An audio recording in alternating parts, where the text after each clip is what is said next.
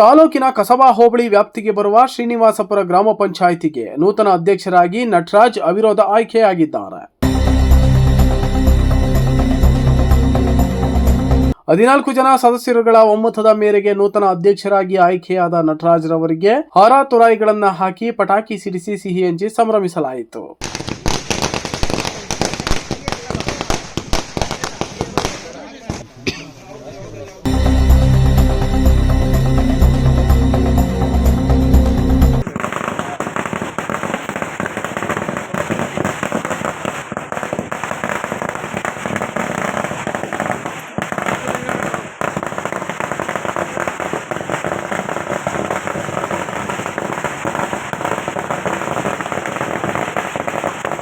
ಈ ಸಂದರ್ಭದಲ್ಲಿ ಶ್ರೀನಿವಾಸಪುರ ಗ್ರಾಮ ಪಂಚಾಯಿತಿಗೆ ನೂತನ ಅಧ್ಯಕ್ಷರಾಗಿ ಆಯ್ಕೆಯಾದ ನಟರಾಜ್ ಮಾತನಾಡಿ, ನಮ್ಮ ಗ್ರಾಮ ಪಂಚಾಯಿತಿ ಹಿಂದುಳಿದ ಗ್ರಾಮ ಪಂಚಾಯಿತಿಯಾಗಿತ್ತು. ಎಲ್ಲಾ ಸದಸ್ಯರುಗಳ ಒಮ್ಮತದ ಮೇರೆಗೆ ಪಂಚಾಯಿತಿ ವ್ಯಾಪ್ತಿಯ ಹಲವು ಗ್ರಾಮಗಳಿಗೆ ಮೂಲಭೂತ ಸೌಲಭ್ಯಗಳನ್ನು ಒದಗಿಸಲು ಶ್ರಮಿಸುತ್ತೇನೆ. ಗ್ರಾಮಗಳ ಅಭಿವೃದ್ಧಿಯೇ ನನ್ನ ಗುರಿ ಎಂದು ತಿಳಿಸಿದರು.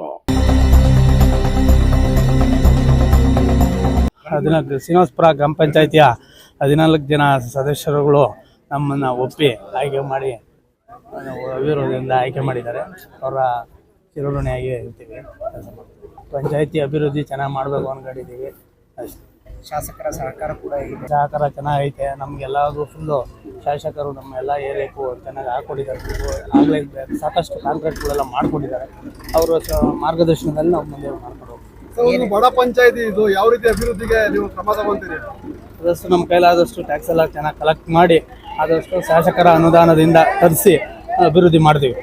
ಮೂಲಭೂತ ಸೌಕರ್ಯ ಎಲ್ಲ ಚೆನ್ನಾಗಿ ನೋಡ್ಕೊಬೇಕು ಅಂತ ಆದಷ್ಟು ಎಲ್ಲ ಕಾಂಕ್ರೀಟ್ಗಳು, ಅವು ನೀರು ವ್ಯವಸ್ಥೆ ಎಲ್ಲ ಚೆನ್ನಾಗಿ ಮಾಡಬೇಕು ಅಂದ್ಕೊಂಡಿದ್ದೀವಿ. ನಮ್ಮ ಮೆಂಬರ್ಗಳು ಎಲ್ಲರೂ 14 ಜನನೂ ಸೇರಿ ಜೊತೆಗೆ ಮಾಡ್ಕೊಂಡು ಹೋಗ್ಬೇಕು ಅಂದ್ಕೊಂಡಿದ್ದೀವಿ.